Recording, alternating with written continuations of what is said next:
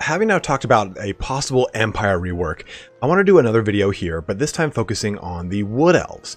I think that for a lot of people, the Wood Elves have been a race that is in sore need of a rework. Not just simply from a unit standpoint, but mainly actually from a campaign standpoint. When you go to play the campaign for the Wood Elves, it is so cumbersome between the Amber mechanic, between the just pitiful overall technology tree. The way their campaign really moves as a whole is very sluggish, especially when you take a look at stuff like this, like the tree of the Oak of Ages. So in this video today, we're going to talk about some base assumptions we're going to make before going into the video. We're then going to talk a little bit about Laurelorn and how I would kind of change things, how I would kind of remove the Amber mechanic and talk about some other stuff.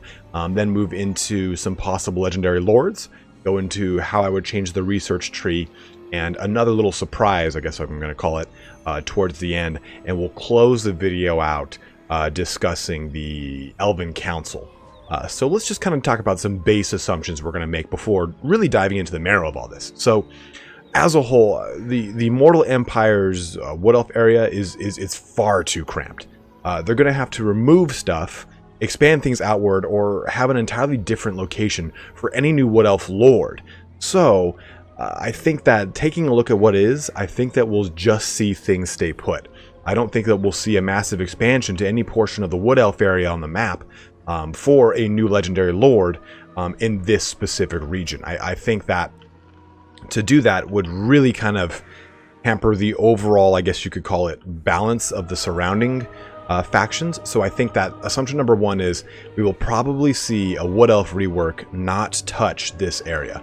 Maybe it might expand it a little bit here to add maybe the Wildwood in this corner for some craziness from Warhammer 1, but for the most part, I think that this map will stay as is for the Wood Elves, and we'll talk about the legendary lords and where they could possibly start as an alternative here. I have some things in mind, but whatever DLC is added with the Wood Elf revamp or whatever it is, however it's done, it's gonna have to either include the Wood Elves in it, or it's gonna be kind of mixed up in the geographical area of the Wood Elves, or where I will talk about possible locations for Wood Elves. So that, to me personally, if I were to take a look at a Lord combination that would make the most sense, I would think the High Elf Eltharion and Grom the Paunch, because they have quite a big lasting nemesis with each other. And Grom the Paunch like starts down here, ravages up through here, goes across over here to Araloth, and then there's all sorts of crazy action. And Eltharion himself comes down to this region, so there's a lot of play with the Wood Elves that you could be done with a possible DLC like that. So that's, I guess, an assumption I'm working under as well. This whatever DLC is going to have to play in line with the Wood Elves. Now, all these changes though that I'm going to talk about, I think have to be probably predominantly single player. I don't think that they would really tamper with the fine kind of tuning of the multiplayer and add too many things to the mix that aren't already kind of planned with some sort of major DLC. I think any Wood Elf rework would be predominantly, again, single player. So, with those assumptions in mind, let's kind of talk about Laurelorn. I think this is the kind of the big thing to talk about that makes the most sense. And the most glaring thing to talk about, in my opinion, is the Amber system. I think for the time, it was kind of interesting and fun, and we were like, oh man, this is a kind of a different way to play Total War Warhammer. Now, in retrospect, especially looking at all the DLCs we've had so far, I personally think it's garbage. And I don't talk negatively of like anything. So that's my pretty hot opinion on that. So what I think should be replaced here, and for those of you guys that have been playing the new, I think it's Winds of Magic is the name of the new Vermintide DLC, you'll be familiar with this term when I say the weave. The Wood Elves, throughout all these 8th, 7th, 6th edition Wood Elf Army books, throughout the Warhammer RPG, the Wood Elves really, they buckle, or I'm sorry, they toil or whatnot with what is called the weave, basically balance. Light and dark, life and death, the cycle of rebirth and growth and everything like that. And it's important that the mastery of the weave is constantly part of the agenda of the Wood Elves, constantly making sure that things strike a balance. That's why the Wood Elves can take advantage of both high magic and dark magic in Warhammer 8th edition. So I think that rather than having an Amber being a resource, I think that weave should be on some sort of tier system. That the further you increase your mastery, quote unquote, of the weave, the more access you grant to certain abilities. Like let's just say that the higher your weave goes. Envision right here maybe a gauge similar to the food mechanic for Skaven or the chivalry bar for Bretonnia, just to kind of make it easier in your mind's eye. But imagine a gauge like this where each tier you jump grants you additional public order benefits and perhaps some growth benefits, further diplomatic relations with other Wood Elf factions as you kind of continue to work on that overall balance and strike that mastery of the weave. And I think that the weave you could even use almost in a way like the Skaven food system, right? I think that would be a really interesting way to use it as a way to summon forest spirits onto the battlefield. Okay, this might cost you some weave, or maybe being to a certain mastery of weave allows for a certain number of summonables onto the battlefield. I think that the weave has to have a pretty ingrained portion of the Wood Elf campaign, in much in the same way that Amber is.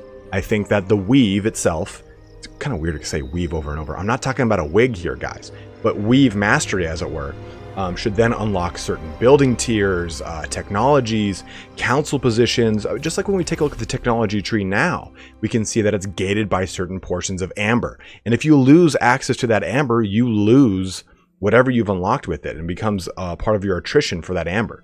So the weave, I don't think needs to be so drastic, but I think that, okay, we'll talk about the technology tree in a bit here, but let's just say for this sake, this portion of the technology tree is gated off until you reach Weave Mastery 3. Let's just, again, hypothetical numbers here. And I want that to really factor in heavily to another mechanic with the world roots. Now, the world roots play a very heavy role in the Wood Elf lore. They play a heavy role in the connection between the Wood Elves and the High Elves, as the Oak of Ages is connected over here to Averlorn. So, by the world roots. So, to be able to traverse the world roots, I think would be a very huge, advantageous boon. I mean, we do get this, right? We get the use world roots stance, and I think that is, to be totally honest, I think it's kind of shitty. It is cool to be able to jump to and from in that really nice, cool, big circle like that, but I think overall it's very lackluster, and it doesn't really speak to the overall ability of the Wood Elves to pop up all over the map. So what I think would be cool is, rather than having world roots be a stance, you see on the map how you can see these amber icons, you know, denoted, hey, this is where there's more amber. Well, what if there was a different icon? Let's just say it was this icon, the world roots icon, on certain strategic locations across the map. There is a specific map in either RPG or the Warhammer RPG or 8th edition that shows you the entire branch of the world roots. Starts here at the Oak of Ages, extends over to Averlorn, down over here actually to Orion, where the Wood Elves are down here, over here into the Badlands, all these different locations. So what if the world roots, if it's just say there was location here, Musion, a strategic location, even it says right here, strategic location. Well, you can build a world root hub here. That's what I think would be pretty cool is. Now, what that world root hub would do, and again, this is purely speculative. I'm pretty much just out in bullshit right now. What if that world root hub allowed you to recruit from your Oak of Ages province? So rather than having, if I go here to recruitment, rather than having a global recruitment, you have like a world root recruitment that was allowed you to pull from, not the Oak of Ages, let's just say Kingsglade, just something where you could pull units from your Kingsglade and recruit them. This would kind of mitigate the sense that you can't just move 20 stacks across the world willy-nilly, but you have a major staging point where you can reproduce armies quickly without having to worry about crawling your advanced military tech across the map as you kind of move. I had kind of originally conceived the weave to be kind of a balance between like a scale. Like rather than seeing it always increasing to tier mastery 1, 2, 3, 4, 5, I had kind of looked at it as, okay, you start at weave balance 0. Everything is in perfect harmony. But as you move more towards the dark or towards the high or light, you can get different advantages. Like, okay, moving towards the good portion of the weave would maybe give you more civic benefits, while moving towards the dark portion of the weave would give you more combat and melee benefits. But I kind of threw that out because I think it might be a little too convoluted. Typically when I think of these ideas for different mechanics or things that they can add or change to the existing races, I look at what's already been done in the game and I say, okay, if this is already a mechanic that's in the game, how do we jerry-rig this and make it fit Wood Elves or anything else? It makes for a lot less development time, and I'm sure that that's how they kind of look at things on the back end at Creative Assembly. So that's my kind of overall thought for Athel-Loren itself, how to change the amber into the weave and then add in the world roots, because I think the world roots are such a huge portion of what makes the Wood Elves Wood Elves. Now, before we really kind of dive deeper into technology and new units and all that kind of action, let's talk about the legendary lords. It's like the elephant in the room when you're talking about the Wood Elves, right? You only have the option of Drcyha or Orion right now, but you have so many other lords to choose from. You've got Drcyha, you've got Araloth, and then you've got the Twilight Sisters. You even have Ariel, who was a lord in 4th edition or 6th edition, might have been one of the lord. I think she was in a 6th edition White Dwarf supplement, if I remember correctly. But either way, let's take a look at a possible Araloth starting location. So he could start anywhere here, like Val's Anvil, Crag Halls of Findle. He's one of the only lords I think you could just throw in anywhere in a Wood Elf location and be just fine. You could even have him start down here in the Knights, or not Knights of Orion, the Wood Elf Camp Orion, to kind of mix things up. Okay, now you have a Southland starting location for Wood Elves. Boom. There you go. Go hog wild. Now, Araloth in and of himself, I think he's kind of a throwaway lord because he's easy to choose and just drop a location for him. I think he's kind of integral as a possible legendary lord because the Wood Elves don't just have a generic legendary lord. They have 2 monstrous legendary lords with Orion or Drcyha. So I think he's a pretty good contender because he's a very minimal, low effort lord to add to the game. Now, on the other hand, Drcyha I think is a very different and a very cool legendary lord. She would of course be basically like a lord version of a branch wraith, having some sort of custom magic kit, and have a lot of emphasis on forest spirits, again branch wraiths, what are those things called? Dryads, and we'll talk about Dryads in a little bit when we talk about new units. But Drcyha would start over here in Nagaroth. There is an entry in the 8th edition Wood Elf Army book that talks about the Battle of the Black Forest, and it's to free Sodil, one of the elf Treeman Great Spirits, Elder Spirits, Eldest, I believe is what they're called. Now, there are a lot of locations in Nagaroth where she could even start. She goes and actually frees and helps out Morathi. Remember, the Wood Elves strike a balance. They're not dark, they're not high, but they're in that kind of middle ground. So the kind of like the first initial one you could look at here is the Twisted Glade, I believe. Yeah, right here, the Twisted Glade. But Treacherous Craventail already starts around here. Just going to be smashed apart by too many other legendary lords in this area. So I think we can nix that one off the map. The other location there is right here, the Deadwood. Now this would be a really good location. It's far to the north. Not other legendary lords start here, and it would put you in a weird, or not a weird, it'd be a very fun location because you have Norskins around here. You have a whole ton of Dark Elves over here. You have Nagaroth right there. So you have a lot of variety in just this little pocket, and you have plenty of Skaven, of course, over in this area. So this would be a really fun way to add Wood Elves over in this area with a heavy emphasis on forest spirits. The other location would be right here, the Doom Glades, over here in Val's Anvil. And again, you'd have a lot of fun in this area. You'd have Lizardmen, you have Tomb Kings, you have, again, Dark Elves and Skaven up in this area, and then some Norskin, or at least 3 peoples that you can take advantage of. So, and also you have a kind of a quick entryway into both the Sword of Cain over in this location, or Shrine of Cain, and then all the High Elves. So I think this would be a really amazing, oh, there they are, really amazing location right here and right here for a possible Drcyha starting location. Maybe her quest is something to go free Sodil, one of the eldest, which would probably piss off Drcyha, but you know, who cares about him? Now, the other 2 ladies really are both Ariel and the Twilight Sisters. I think the Twilight Sisters are something that we've all always wanted. It's the 2 Wood Elf sisters that ride the dragon, and I think that everyone's wanted that. I believe Creative Assembly has said, though, from an animation standpoint, it would be too challenging for them to do it. Hopefully that has changed.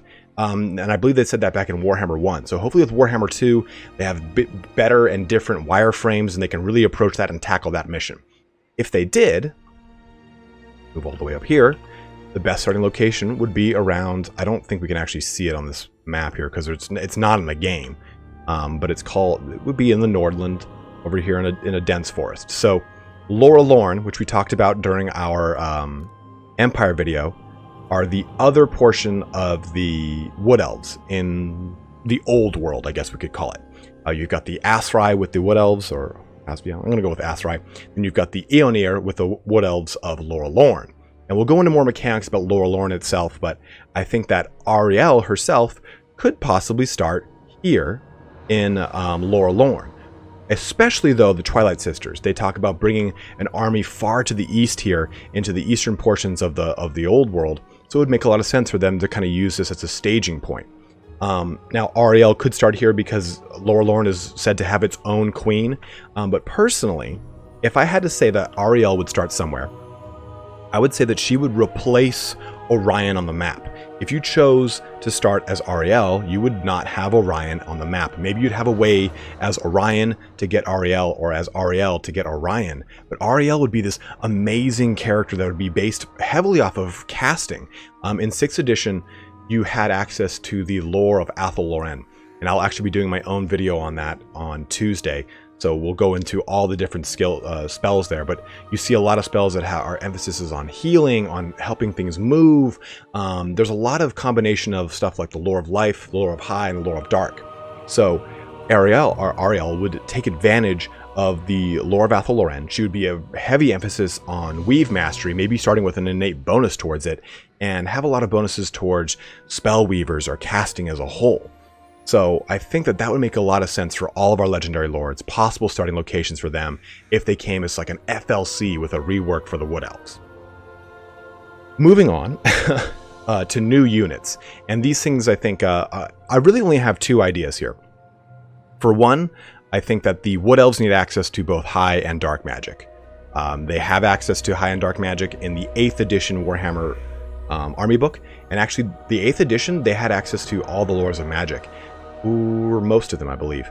In 6th edition they only had access to beasts and life and Athel-Loren. So to give access to more of these lores of magic, I think should be so huge for all these reworks going forward for all the races. I mean, if we did see a Grom the Paunch and Eltharion DLC, I would want to see Archmages. I would want to see more casting for both Dark Elves, High Elves, Lizardmen. These are races that mastered magic. I want to see that extended to the Wood Elves as well. So a new unit, though, I think to play into that whole casting portion would be either High or Dark Weavers. These did exist in the book. These were casters that would delve into the weave and pull from either the high or the good quote-unquote portion of it, or the dark portion of it. The Dar, or I think it's Kaish, is the name of the wind of magic for high. So having these as an additional cast or class for the Wood Elves, I think is be pretty huge, pretty pivotal. Now, another unit here though is not going to be too far off from what we already get. So I think what Ryan starts with some of them. No, he doesn't. I'm stupid. So let's take a look here and not look at the right building, but look at this building and click this button. So we've got Dryads, right? Dryads they're a staple, low-ish leadership, decent armor, good melee attack, defense, magic attacks. They cause fear, they're immune to psychology, all sorts of cool things here, right? They also get their old, oop, where'd you go? Where'd you go? Come back to me. Oh yeah, look at that, just spaz out right there. Well, either way, they also get some physical resistance. So what I think would be different is in some of the RPG books and some of the 8th edition, actually, or other editions of the Wood Elf Army book, the Dryads can shapeshift. They can basically choose the wood that they're made of. So you've got birch, oak, and willow. Birch floats very well, but I think birch, it talks about how the birch Dryads are very ferocious and they're always looking to kill things. They get an extra attack in the tabletop. So the way that I would look at this is a unit of Dryads that is anti-infantry focused, and that way you have a hyper-focused Dryad unit that maybe has a little bit less armor, a higher melee attack, and maybe a slightly boosted weapon strength that also has anti-infantry. In addition, there's the Oak variant, which would be, if you can't guess, heavily armored, the tankier version of the Dryads. So maybe these guys are kind of like that stopgap in between your normal Dryad and your treekin. So maybe they don't have 80 armor, but they've got 70 armor. and you're not going to get so much melee attack, but you're going to get a much more tankier unit that is a tier 1 unit that you can get access to maybe a little bit easier. Perhaps this is through a technology, or this is through just an additional variant that you can do, just like you can with the Glade Guard, right? With their different type of tips, or shafts as it were. Lastly, though, are the Willow Dryads, and I think these would be the coolest. These guys would be ethereal, and they would also have maybe a reduced melee attack aura around them. And I think as a result, they would lose all of their armor and just rely on their ethereal physical resistance to give them their main boon. But I think that would be such a great way to just take something that's already in the game, like Dryads, and tweak them. Give them an additional skin, change the way that they really operate as a whole and their use on the battlefield. I think that would be pretty massive. Now, kind of playing off of new units, though, there is one other thing, and I'm making its own section for it. It's called Spites. In the 6th edition, the 8th edition, actually, I think it's more 6th edition than the 8th edition, you could have what was called a Spite. The best way to kind of think of it is like a little will-o-wisp that kind of goes around the character, and you could choose it as a magic item. And these Spites could do all sorts of different things. They could cause fear, they could be a bound spell, they could help increase your attack characteristics.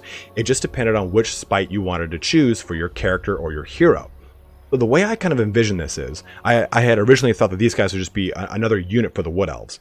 But what if instead they're like a ancillary or even a item that the hero can equip? So if I take a look at this, it'd be just like a follower or a banner that you'd pop on here, or maybe even a special bracket here just for Spites that is exclusive to Wood Elves. I mean, these things were equipable by both heroes and lords, and maybe you could do specific quests that would say like, okay, go and assassinate this character, and you would then get a Spite, you know, an orange colored Spite, a legendary Spite, that would then reduce or increase or reduce enemies hero success chance, or increase your agent success chance, just kind of depending on maybe what little quests you could get, almost in the same vein as what you get with the Blessed Spawnings to get or from the Lizardmen. This could be kind of the same kind of reoccurring quest line for the Wood Elves to get access to these Spites, and I think it'd be very interesting and different, and a really simple way to give some additional character to the Wood Elves. The Wood Elves feel very bland as far as a race goes, right? Even compared to the Dark Elves and the High Elves, they just don't really have a lot of cool things going for them that feels very Wood Elfy. Now, one thing I want to jump into here now is the technology tree. Now, I want this technology tree to be a tree. I mean, we're talking about the Wood Elves, and Creative Assembly is hot off of making badass technology trees in 3 Kingdoms. So I'd like to see this be like almost like a representation of the Oak of Ages, and a representation of your weave mastery, if that's what I'm going to call it. So maybe this thing has got 1, 2, 3, or 4 branches that mimics a lot of what we get here, right? As you dip into all the different pantheon of the Wood Elves, you know, you get Aisha, which gets you an increase to the diplomatic relations with Empire and growth, so on and so forth. So rather than having it be colored like that, which I'm not going to lie, I actually really like this portion of the map. I like that it is this kind of circle of like almost like a yin and yang for the balance that Wood Elves are supposed to strike. That's why you can go into all these different warships of all these different gods. I think that is cool, but I'd like to see this be branched out again a little bit clearer. I think this is a little bit muddy as it is. It feels a little bit narrowly focused. So what I'd want to see is more civic technologies that benefit growth or trade in a more clear-cut path. This bounces you around. So, okay, income from all buildings and growth. Okay, diplomatic relations with Bretonia, and then I also get evasion and enemy hero success chance. It's a little too hard to follow cohesively, and I think that the technology tree needs to have a set narrative. Okay, I know I'm going down this path because I know I'm culminating in the very top of this tree, which is all military, or I'm going down this path which has all my diplomacy. So it just kind of gives you a little bit more of a clear-cut route, and I think as a whole there needs to be more civic options and a better focus on diplomacy that's not gated so heavily by this amber system. Again, it can be gated by weave mastery. I'm totally fine with that, but I think that as a whole it needs to be a little bit either more gradual or have a better kind of barrier of entry.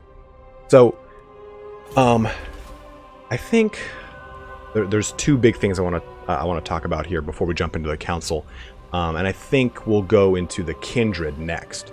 So in the 6th edition army book, you can assign lords to Kindred, and the way that this really works is that you're basically giving them to a warband. So if I take a look at this character, Orion, we see Eternal Guards, we see Way Watchers, we see Deepwood Scouts, we see Wild Riders, we see Hawk Riders. These are all different kindreds and different war bands of the Wood Elves. The Wood Elves are a bunch of tribes, 12, 13 nations, all throughout this, well, what is now a truncated portion of its actual map, that make up 12 realms that make up the Wood Elf realms. So these are important. And I think that if you remember how when you're playing Vampire Coast, if you go to recruit a lord, you see a little thing here, you know, outside of just determined, you see a thing that says, okay, they're a pillager, or there's someone that's focused heavily on ship combat, stuff like that. Well, not ship combat, but you understand what I'm going here. They have heavy distinctions. I think that same system can be used with the Wood Elves. The way the Kindred system would work is, for instance, there's one called Wild Rider Kindreds, Kindreds of Ariel, and they're basically, you're saying that this lord is a Wild Rider lord. He would have light armor, he would have access to, well, he would have a spear, and he would have his special tattoos. All Wild Riders have talismanic tattoos. That's what gives them their innate physical resistance. It's a 5-up ward save in tabletop, if you were wondering. So giving them access to this kind of dictates not just simply the kind of character that they're going to be, but it dictates their skill tree. Are they going to have a very unique skill tree that is only going to give them access to certain things that are very indicative of a Wild Rider Lord? They're going to have mount choices that are, again, indicative of that kindred. So Kindreds of Ariel would have access to either an Elven Steed or a Great Stag. Boom, just like a Wild Rider. So, sorry, water break, needed that. So, as we kind of flesh out that kindred system, I think it could play very heavily into the way the council system would work when we talk about that in a bit. But this would be a way to just simply make it a little bit more diverse and just simply male or female Glade Lord, which is either a hybrid weapon specialist or a ranged specialist, and giving them skills that play very heavily into the kindred that they've chosen. You know, there's the Way Watcher Kindreds. Kindreds of Nimrafe is what they're called.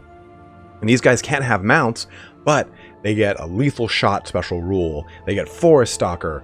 They can't use any kind of magic armor, but they're really strong in ranged combat. So giving this kind of nod to the kindred system, which I think was very cool from 6th edition and was lost in subsequent 8th edition, would be an amazing way to just make the lords feel like you had an investment in them. And we could just get the lords kind of mashed together like what we get with the vampire bloodlines, how they're pretty much just like a hodgepodge of models put together. I don't care. Do this exact same thing. Give me like a Glade Lord on top of a Wild Rider Stag with some sort of crazy spear. Boom, I'm happy. That is great. I am so down with it. So I think that the kindred system would make a really awesome addition to the Wood Elves. Now, my last big thing before jumping into the council here is going back over here to Laurelorn. Now, Laurelorn, as we were discussing here, is the alternative to the Wood Elves. Wood Elves are Aserai, Laurelorn are Aeonir. So, when I think Laurelorn, though, you should think of a race that is a little bit different than the Wood Elves. The Wood Elves are very removed from the dealings of men. They don't toil with anyone else but their own. They kind of keep to their own. Laurelorn, on the other hand, deals very heavily in politics, and they borrow very heavily from the High Elves as a whole. So, what if the Twilight Sisters, Araloth or Ariel, they started here in Laurelorn, and by doing that, you have a faction that is not just strictly a Wood Elf faction. You have a High Elf Wood Elf faction. So with that, you would gain access to the Intrigue and Court. You would lose your mastery of the Weave, because I would say it's not as important for this faction to live.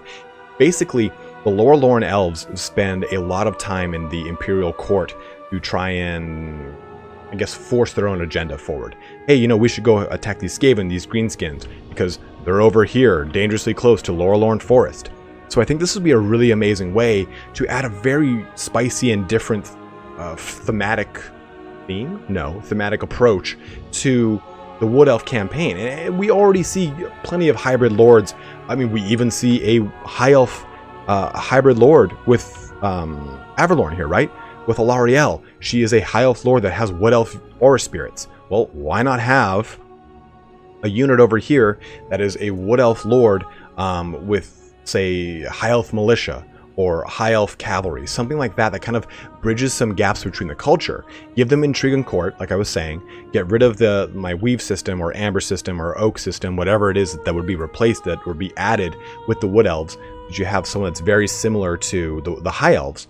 At the same time, you have a faction that is almost immediately friendly with the humans. The Nordlanders love the wood elves of Laurelorn. They've helped them out on many occasions. So you have a lot of trade going on here, and a very different and unique starting location, because not only are you surrounded by humans, you also have a ton of Norskins, and you'll be fighting chaos very quickly as Laurelorn Elves. I think that kind of way of play would be such a different and upbeat and just a total breath of fresh air for the Wood Elf campaign. My last point here, though, as I close this video out, I would talk about Drcyha, but to be totally honest with you, I think Drcyha should just maintain the same exact thing with the Weave Mastery. Rather than have Kindred, have him have groves, so he can summon treatment from different groves with different emphases. But for the most part, I think Drcyha should kind of stay as is. He was very reclusive, very weird, and kind of crazy in the Wood Elf lore, so there's nothing I could really say to change how he is. But the last thing here is, of course, the Elven Council. And this is surmised pretty much from a single entry in the 8th edition army book. There's not much to go off of here. But what I would say here, what we could add here is maybe these positions are gated by the kindred of the Lord inhabiting them. Warden of the Wildwood. Let's just say that maybe has to be a Waywatcher kindred. Or, let's see here. Herald of the Hunt has to be a Wild Rider. Did I say Wild Rider kindred? Okay, Warden of the Wildwood has to be a Waywatcher kindred. This has to be a Wild Rider kindred. And then what I think should be added here is 1 or 2, but I think just 1, slot for a High Priest. We have seen a High Priest of Kurnos, and we've seen a High Priest of Aisha in the lore for the Wood Elves. So you get to choose. Do you want to appoint a High Elf? A High Priest of Aisha? Okay, well, you're going to get a lot of civic benefits. So you're going to get a lot of growth. Perhaps, what's that called? Public order. Again, a lot of the same stuff I would think from a Weave Mastery, but again, at the same time, giving you a lot more stuff towards your overall infrastructure versus your High Priest of Kurnos would give you, say, recruitment cost, upkeep reduction, both of those being reduced, melee attack benefits, stuff like that, so that you have a character that's bolstering you how you want to play. Or do you want to be this avatar of Kurnos ravaging through the land, or do you want to be this avatar of Aisha kind of fostering and increasing life and growth throughout the Wood Elf realm? So I don't have a whole ton of ideas for the Elven Council, I'll be totally honest. So I'd love to hear what you guys have to think, say in the comment section below. Tell me what you think about an Elven Council, what you think about the Wood Elves as a whole. Are there any additions or changes you'd love to see? So a big shout out here to Weaponmaster470 for helping out with a lot of really good information on certain specific things that I just either completely forgotten or he brought up, like the Battle of Black Forest. I completely forgotten about that. So I was like, oh man, this is a great idea to talk about for Drcyha. And Matt Ross, Overkill 257, he's got his own channel as well. He had a really cool idea, and I really like it, where he was saying what I'd really like to see is, rather than let me go to building browser here. So you can see here with military with defense, you get the forest walls, right? You don't actually get walls as Wood Elves, which we all know. So what if, rather than this just giving you these innate benefits, it also caused for attrition to the enemy? When you read all the 8th edition or any Wood Elf lore, you read about how the Wood Elves slowly pick apart their enemy as they move through their territory. So what if these abilities, these walls as it were, rather than kind of giving you all these benefits defensively, it also kind of creates like an Averlorn specific land type or something that would increase attrition to things that enter the borders of your realm. It would be very thematic, and I think it'd be very cool to just kind of play into the thought of, okay, you have this army coming towards Baal's Anvil. as it makes its way downtown, makes its way through here. Oh, it's traversed into your territory. Well, now they're getting picked off by Way Watchers and Deepwood Scouts, and portions of the forest are coming alive to kill and eat them. I think that'd be very, very cool and super thematic. But that draws our video here to a close today, guys. I hope you enjoyed this little foray down what I think could be possible with a Wood Elf rework. I'd love to hear what you think about what you would like to see, what changes you'd love to see in this system, what works for you, what doesn't work for you, what units would you like to see, what lords would you like to see. There are so many things that you can really dive into with the Wood Elves. I think they're a very, very untapped resource in the Warhammer 2 arsenal. But as always, guys, thank you so much for watching here today. We will be doing a video on the Beastmen and the Greenskins next. We'll have them on their own videos respectively. Probably do them the next two Fridays coming up here. But as always, guys, have a good one and take care.